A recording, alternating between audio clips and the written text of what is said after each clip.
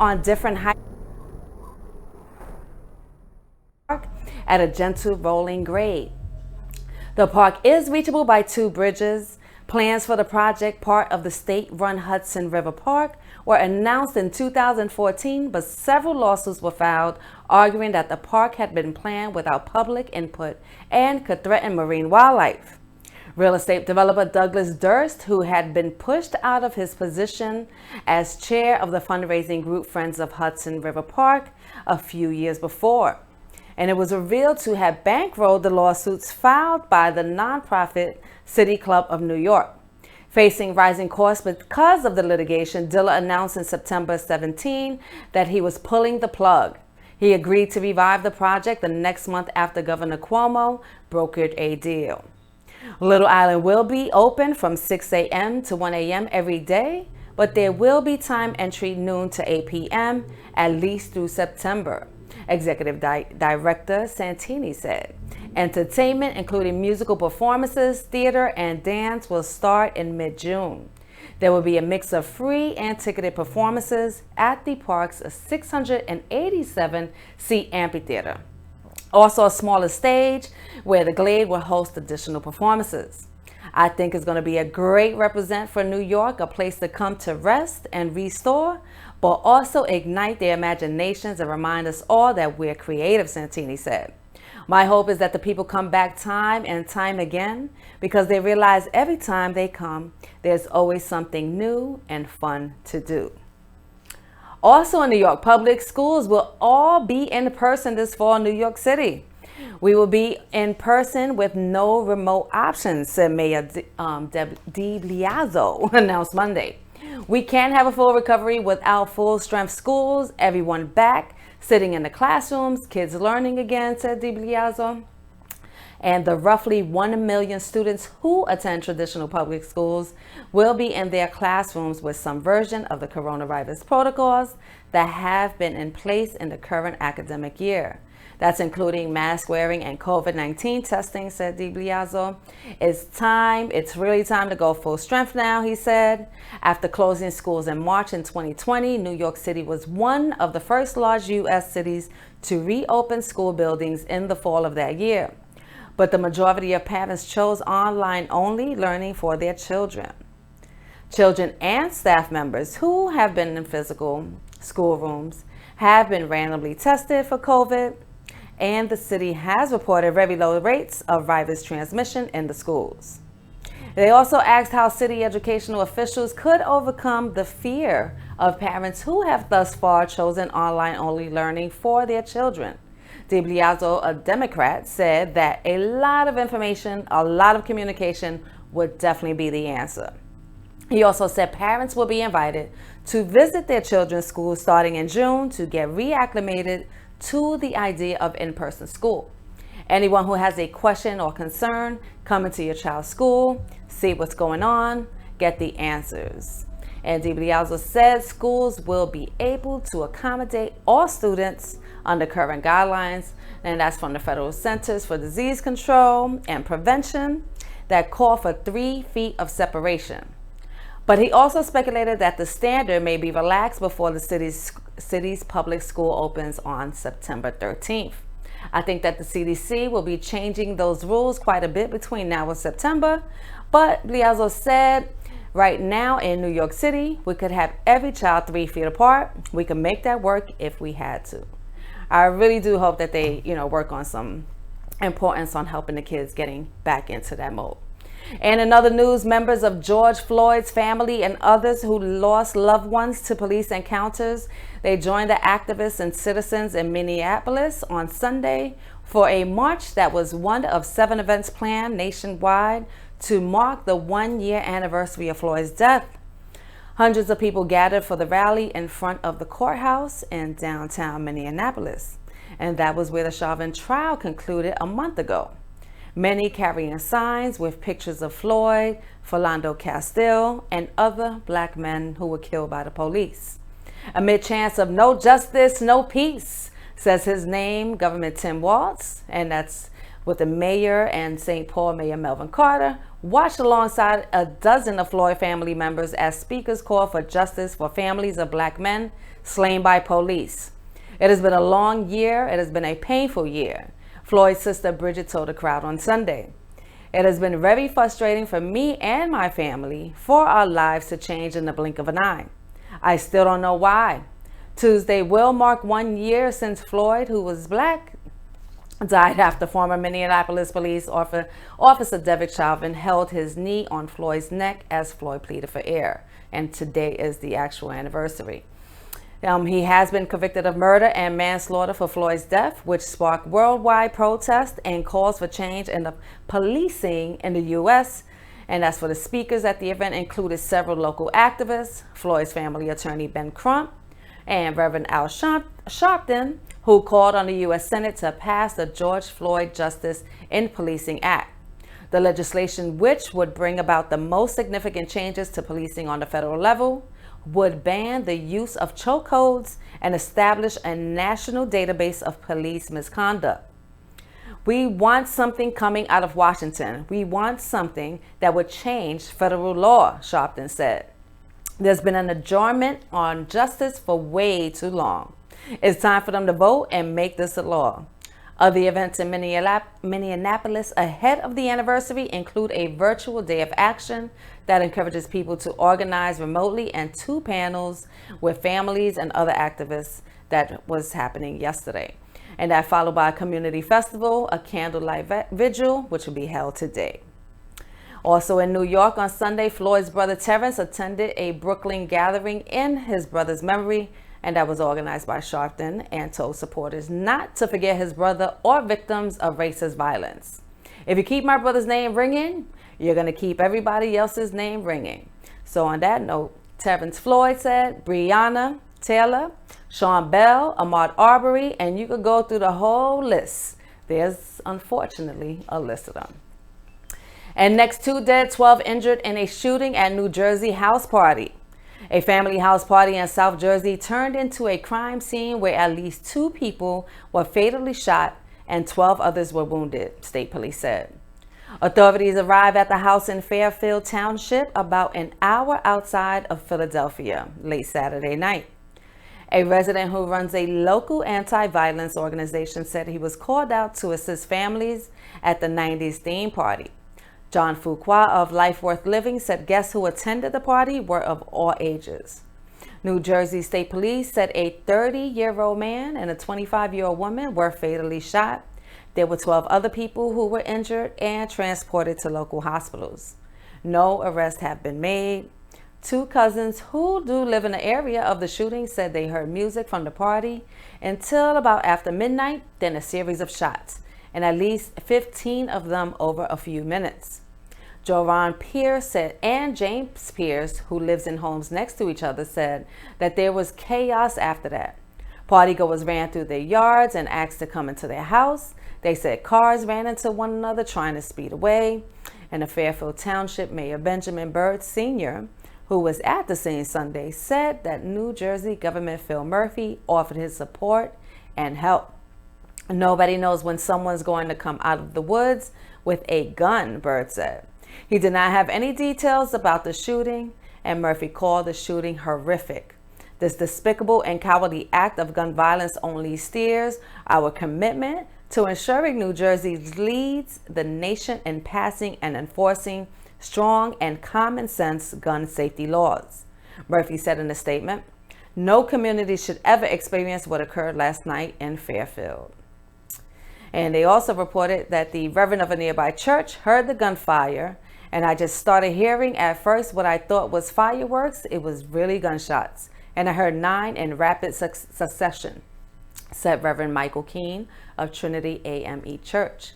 Messages seeking additional information have been left with multiple organizations. State Police scheduled a press conference for the other morning. And yes, that's what's been going on in Jersey. And the pandemic has fueled eating disorder surge in teens. Many hospital beds are full. Waiting lists for outpatients treatments are bulging. And teens and adults seeking help for eating disorders are often finding it takes months to get an appointment. The pandemic created treacherous conditions for eating disorders, leading to a surge of new cases and relapses that is not abating as restrictions are loosened and COVID-19 cases subside in many places, doctors and other specialists says. The daily calls from people seeking treatment having doubled from roughly 60 in 2019 up to 130 since the pandemic started. And the program's chief strategy officer said, "We know that anxiety and isolation are typically very significant components of eating disorder," she said. Some patients say, "My life feels out of control because of the pandemic," and they resort to binge eating as a coping mechanism. And that's what Dr. Lampert said. Others have taken the message, "Don't gain the pandemic 15 to the extreme," restricting their diet to the point of anorexia. Eating disorders affect at least 9% of people worldwide. They will affect nearly 30 million Americans in their lifetime and cause about 10,000 U.S. deaths each year, according to the data cited by the National Association of Anorexia. And anorexia is one of the most common eating disorders, typically involves restricting eating habits and extreme thinness. It can cause abnormally low blood pressure and organ damage.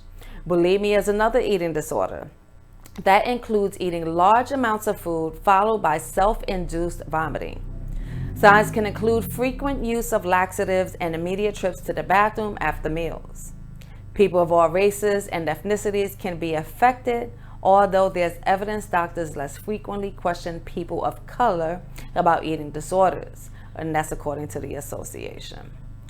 Next, Blinken off to Mideast to push peace talks after Gaza truce. Secretary of State Antony Blinken is heading to the Middle East to present the Israelis and Palestinians and regional players.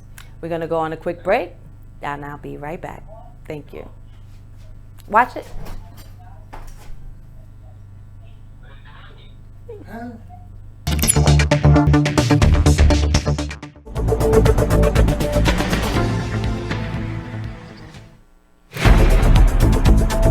President Joe Biden announced Blinken would depart on Monday for a short visit to Israel, the West Bank, Jordan, and Egypt for what will be the Biden administration's highest level in-person meeting on the crisis that erupted earlier this month. So in a statement, Biden said Blinken will also work with regional partners to ensure the coordinated international efforts to ensure immediate assistance. We want to make sure they reach out to Gaza.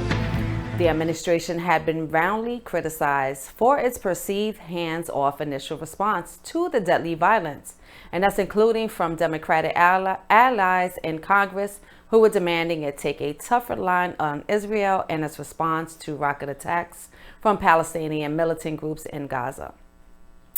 The administration had defended its response by saying that it has engaged in intense but quiet high-level diplomacy to support a ceasefire, which was ultimately arranged last week after Egyptian mediation. Blinken said Sunday that the behind-the-scenes effort led by Biden paid off, that's securing a truce after 11 days. President Biden, leading this effort, made the judgment that we could be most effective in doing that. And ultimately, after this intensive effort across the government, we got to where everyone wanted to be, which was to end the violence. He said that the time is not right for an immediate resumption in negotiations between the two sides, but that the steps could be taken, mainly humanitarian initiatives, and that's to repair the damage from Israeli airstrikes in Gaza, which caused significant damage to civilians' infrastructure and deaths. I don't think we're in a place where getting to some kind of negotiation for what ultimately I think has to be the result, which is a two-state solution, is the first order of business, he said. This is what we have to do. We have to start building back in concrete ways and offering some genuine hope, prospects, opportunity in the lives of people. And West condemns plane diversions to arrest Belarus journalists. Western outrage grew and the European Union threatened more sanctions Monday over the forced diversion of a plane to Belarus in order to arrest an opposition journalist. The dramatic gambit apparently ordered by the country's authoritarian president to suppress dissent was denounced as piracy and as a hijacking and terrorism. Ryanair said Belarus flight controllers told the crew there was a bomb threat against the plane as it was crossing through the country's airspace and ordered it to land in the capital of Minsk. A Belarusian MiG-29 fighter jet was scrambled to escort the plane in a brazen show of force by President Alexander, and he has ruled with an iron fist for over a quarter century. The goal was seemingly the arrest of Raman, a 26-year-old activist and journalist who ran a popular messaging app that played a key role in helping organize massive protests against the authoritarian. And he and his Russian girlfriend were let off the plane shortly after landing, and authorities haven't said where they're being held. The plane, which began its journey in Athens, Greece, was eventually allowed to continue to Lithuania. The U.S. Secretary of State Antony Blinken called the diversion shocking and appealed for Prechevit's release. EU leaders were particularly forceful in their condemnation of the arrest and moved against the plane, which was flying between two of the bloc's members' nations and was being operated by an airline based in Ireland, also a member. The bloc summoned Belarus ambassador to condemn the inadmissible step of the Belarusian authorities and said in a statement that the arrest was yet again another blatant attempt to silence all opposition voices in the country. Irish Prime Minister Michael Martin told broadcasters that the episode reflects growing authoritarianism across the world. These authoritarian figures taking premeditated decisions of this kind, we have to respond very strong to it, he said. And the EU Commission President Ursula von der Leyen earlier said it amounted to a hijacking, while Lithuanian President Gitanas called it a state-sponsored terror act.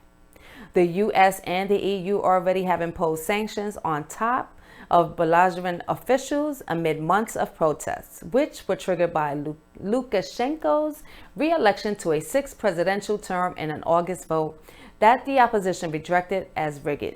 More than 34,000 people have been arrested in Belarus since then, and thousands were brutally beaten.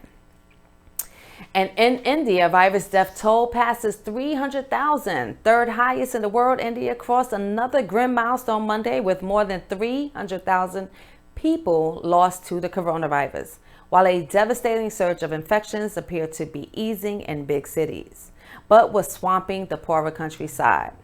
The milestone, as recorded by India's health ministry, comes as slowed vaccine deliveries have marred the country's fight against the pandemic, forcing many to miss their shots, and a rare but fatal fungal infection affecting COVID-19 patients has worried doctors.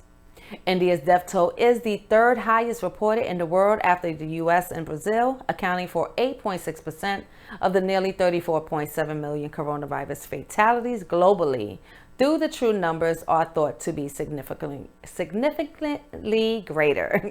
The health ministry on Monday reported that 4,400 new deaths in the last 24 hours, bringing India's total fatalities to 303,720,000.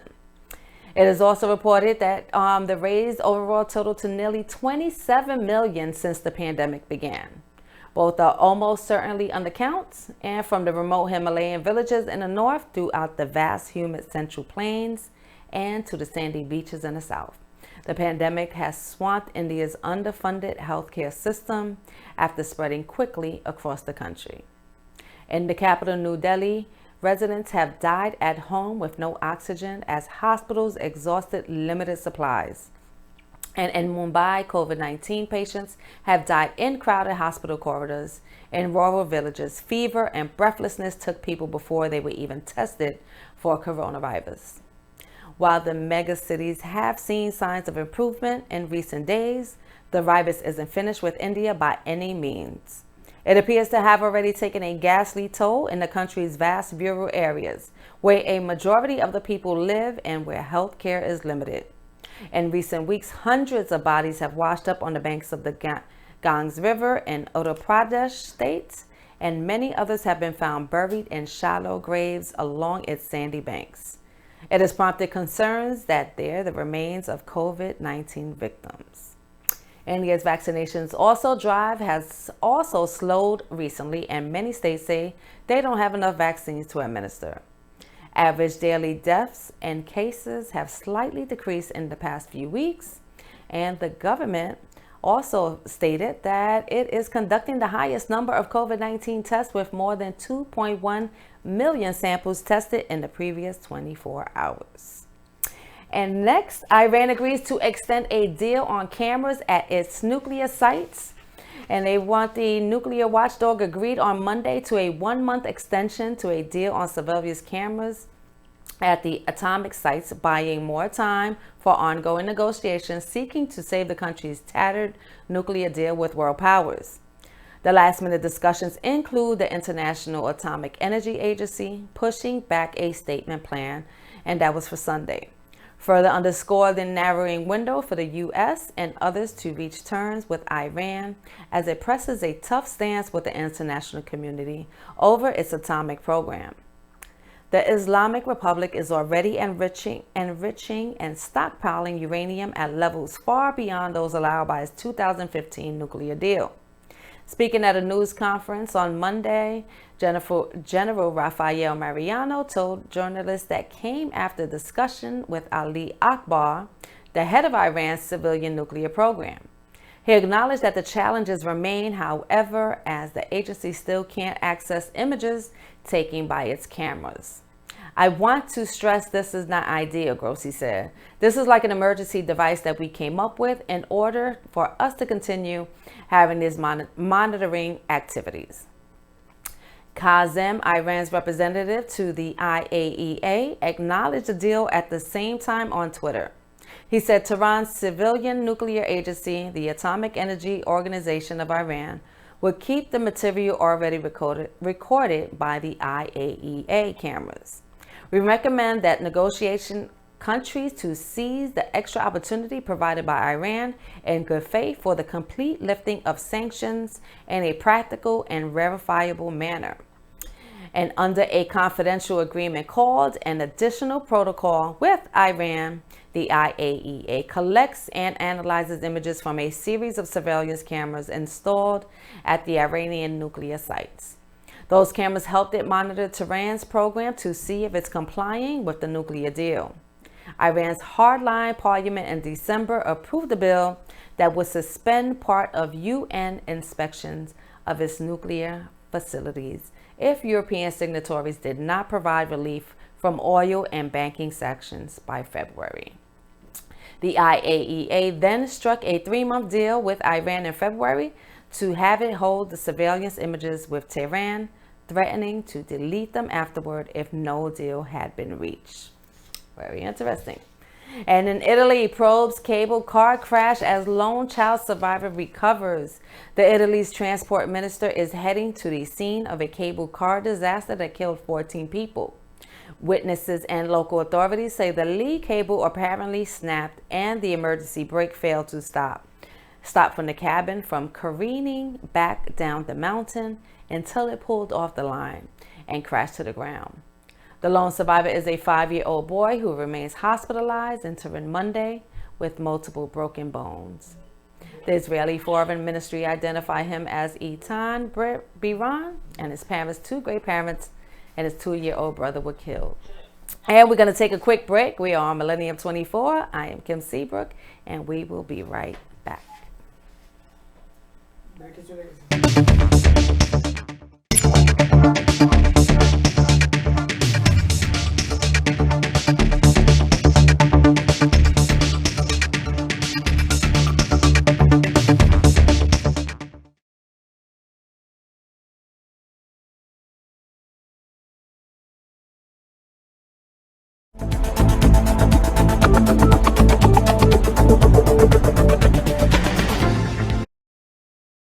On in Japan. Japan opens mass vaccine centers 2 months before Olympics. And yes, So Japan mobilized military doctors and nurses to give shots to elderly people in Tokyo and Osaka as the government desperately tries to accelerate its vaccination rollout and curb coronavirus infections, just 2 months before the hosting of the Olympics. Prime Minister Suga is determined to hold the Olympics and has made an ambitious pledge to finish vaccinating elderly people by the end of July. And that's despite skepticism it's possible. Worries about public safety, while many Japanese remain unvaccinated, have prompted growing protests and calls for canceling the games set to start on July 23rd. The two mass inoculation centers in Tokyo and Osaka aim to give shots to 15,000 people a day for the next 3 months. And in China, 21 died in extreme weather. The ultramarathon, 21 people running a mountain ultramarathon have died in northwestern China after hail, freezing rain, and gale force winds hit the high altitude race. State media reported on Sunday after an all-night rescue operation in freezing temperatures involving more than 700 personnel. Rescuers were able to confirm that 151 people were safe out of a total of 172 participants. 21 had died, according to the official news agency in China, and they had given us that information that many suffer from physical discomfort and sudden drop in temperature. The runners were racing on an extremely narrow mountain path at an altitude reaching 2,000 to 3,000 meters. And the 100-kilometer race was held last Saturday in the Yellow River Stone Forest tourist sites in Beiying City in Gansu province.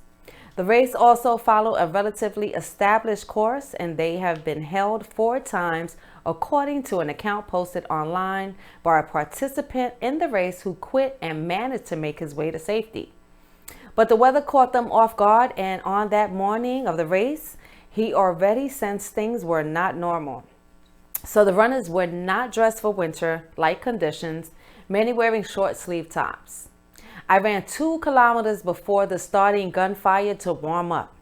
But the troublesome thing was, after running these 2 kilometers, my body still had not heated up, the competitor said in a first-person account that has been viewed more than 100,000 times on this WeChat account.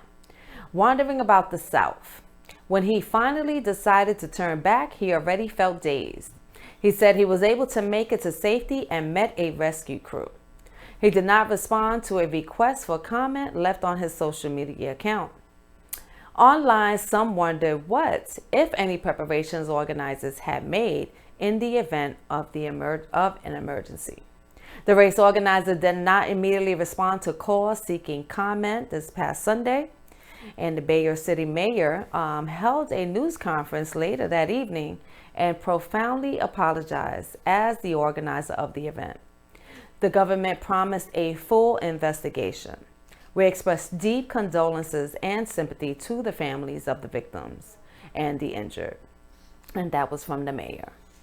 And next, in sports, Young hit runners with 0.9 left to Hawks pass Knicks. Trae Young made a runner in the lane with 0.9 seconds left to give the Atlanta Hawks a 107-105 victory over the Knicks. The Knicks did not win this last game 2 nights ago. Young finished with 32 points, 10 assists, and 7 rebounds. He frustrated the Knicks with his ability to draw fouls and made all 9 free throws when he did. Many in the loud crowd of more than 1,500 jeered Young throughout the night, but he got the final word when he drove right through the Knicks defense and floated in the shot from right off the basket. Bogdan added 18 points for the Atlanta Hawks. And next, 8th-seeded Memphis beats number 1-seeded Jazz in series opener. Dillon Brooks had 31 points and 7 rebounds, and the 8th-seeded Memphis Grizzlies beat the top-seeded Utah Jazz 112-109 in the opening game of their first-round playoff series. Brooks set a single-game franchise scoring record for a Memphis player making their NBA playoff debut, surpassing the 24 points scored by Marc Gasol against San Antonio on April 17th, and that was in 2011. And Jonas chipped in 15 points and 12 rebounds, and Kyle Anderson added 14 points. Bojan scored 20 of his 29 points in the fourth quarter to lead the Jazz. Mike Conley added 22 points, 11 assists, and 6 rebounds. Rudy Gobert added 15 rebounds and 11 points, and Derek Favors finished with 12 points and 11 rebounds. Wow. And in Spain, we have Ramos, who was listed for Euro 2020, left off Spain's squad for the European Championship on Monday following a season plagued by injuries. A decision that means no Real Madrid players were called up by the national team for a major tournament for the first time. Spain coach Luis Enrique said Ramos' lack of play recently made it difficult for the defender to be included in the Euro 2020 squad. The 35-year-old Ramos missed most of the second half of the season after a series of muscle injuries and a knee problem that required surgery. He would not be with us because he could not compete during large parts of the season. He couldn't even practice with his club, Luis Enrique said. It was tough. It was a complicated decision, but it had to be made to the benefit of the entire group. I felt bad because he's always been a player who gave everything he had. He's always been very professional, and Ramos would have been a major player on the list. And Luis Enrique said Dani Carvajal also would have made the squad if he was fit. The Spanish powerhouse finished the season without a title for the first time in more than a decade. It was runner-up to Atletico Madrid in the Spanish league and was eliminated by Chelsea in semifinals of the Champions League. I don't take that into consideration, Luis Enrique said, referring to the Players Club. If Carvajal and Ramos were fit, they would be in the squad. Other Madrid players who have been called up recently but were left off the list included Nacho Fernandez and Marco Asensio. And in entertainment, we got Drake, Pink, and The Weeknd win big at Billboard Music Awards. It was a family affair at the Billboard Music Awards. Pink twirled in the air in a powerful performance with her daughter, and Drake was named Artist of the Decade, accepting the honor alongside his 3-year-old son. The Weeknd was on hand to accept the most wins of the night, and that was 10 actually. He walked into the show with 16 nominations, winning honors like Top Artist, Top Hot 100 Songs for Blinding Lights, Top R&B Album for After Hours, and Pink's performance was one of several pre-tape moments at the award show, which aired on NBC. Live performances were held outdoors in front of feverish audience members wearing masks. And this is your news for today. I am Kim Seabrook. We are on Millennium TV 24. Please make sure to download your apps on your Android and your iPhones. Also, you can watch us on Roku, Amazon TV, Apple TV. And again, I am Kim Seabrook. You are watching Millennium TV 24, and we thank you for tuning in. Please stay tuned in for next time.